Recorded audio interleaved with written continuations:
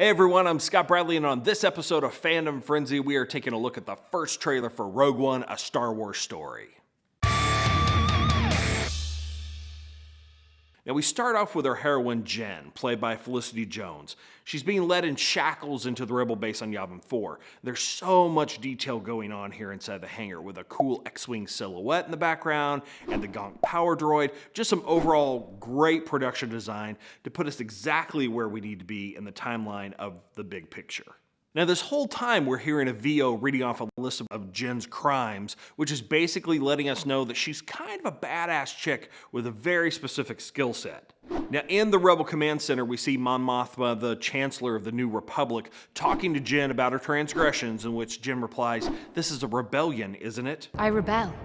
And now we get our first look at Diego Luna playing Cassian. I have no idea how to say it, and at this point we don't even know if that's a final name.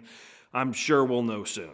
Basically, he is in the room, and what we take away from this is that they're trying to recruit Jen and her not-so-legal skill set for a spy mission to steal the plans to the Death Star.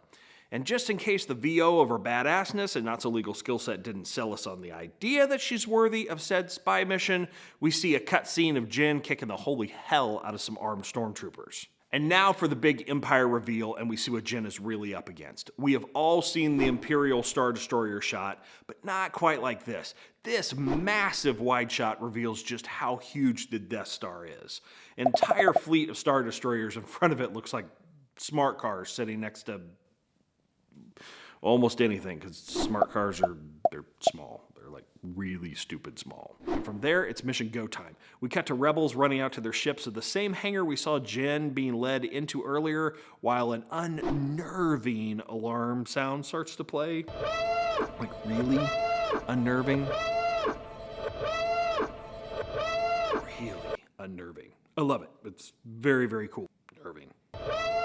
Now, we see Ben Mendelsohn's character looking all regal and empire-y or something. Or possibly kind of like you just dropped a quarter down a storm drain. Been there. Done that. Forrest Whitaker makes a grand entrance wearing some kind of Mad Max survival-looking supersuit, looking rough as he's been like some sort of fight, or maybe he came out of the backside of a wampa.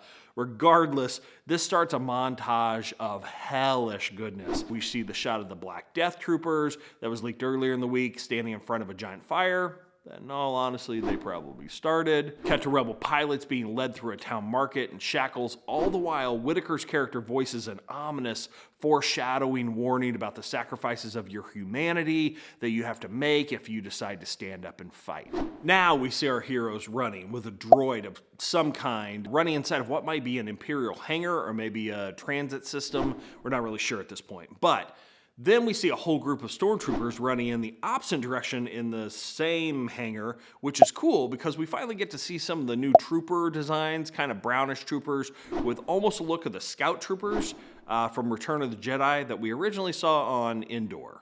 Now we get to see yet another amazing actor, Donnie Yen's character, which we think might be blind based on an early character release photo, but he's getting ready to take on 4 armed stormtroopers, and he has nothing but a pointy stick.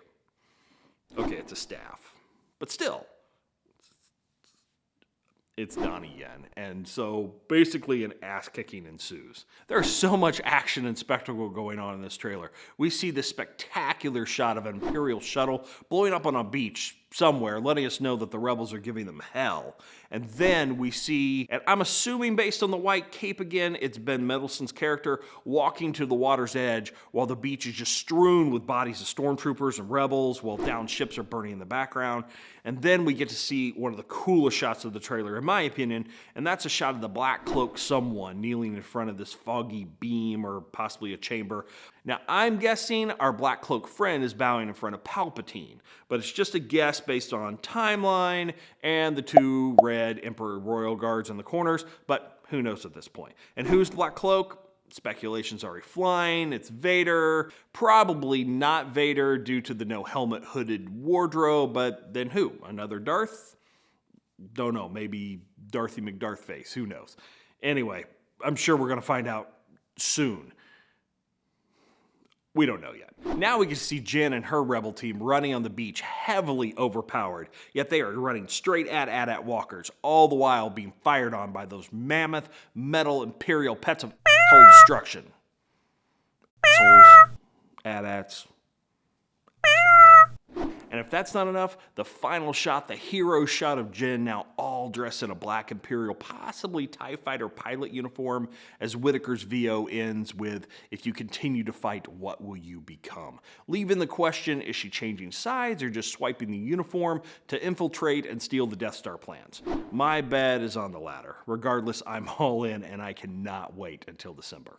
Now, this is the first Star Wars movie that does not fall in line with the original movie franchise storyline. This is just the beginning of the cinematic universe expansion planned with all the Star Wars films happening once a year for the next several years. Rogue One release dated December 16th for this year, 2016, with Episode 8 dropping in 2017, a Han Solo spinoff in 2018, and the final episode, Episode 9, in the original storyline in 2019.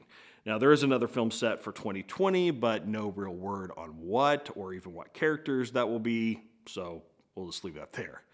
So the takeaway from this trailer, we saw no Jedi, no lightsabers, no Darth that we know of, no Skywalkers. It's kind of a whole new thing. That just helps kind of bridge the gap in the whole storyline. It takes place in the timeline between Episode 3 and right before Episode 4 because the plans that Jyn's trying to steal are supposedly the ones that Leia gives to R2 at the beginning of Episode 4. Rogue One is directed by Gareth Edwards, who did Godzilla, the 2014 version, and he's done an amazing job of just jumping right into this franchise. This has a huge cast, too, and way too many to talk about today, so just check out the IMDb page, put it in the description below. And that's it for this episode of Fandom Frenzy. Make sure to leave comments below, like, share, follow, and be sure to subscribe. Thanks for watching. We'll see you next time. Bye.